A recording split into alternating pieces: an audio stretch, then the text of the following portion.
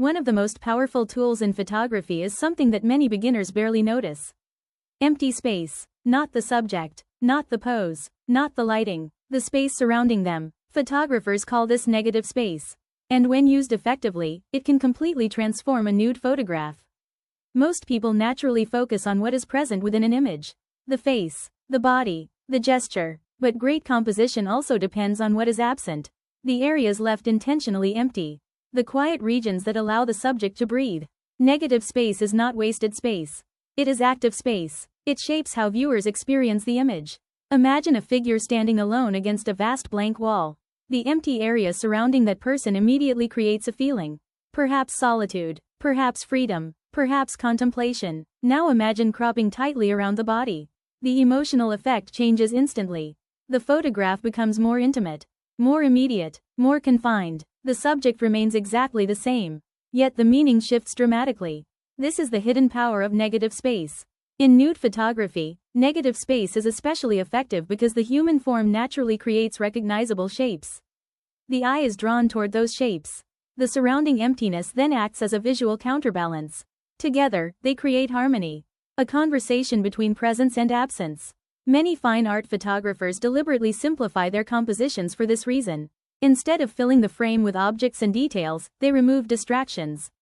They leave room for silence, room for interpretation, room for imagination. This minimalist approach encourages viewers to slow down, to spend more time with the image, to notice subtle relationships between form, shadow, and space.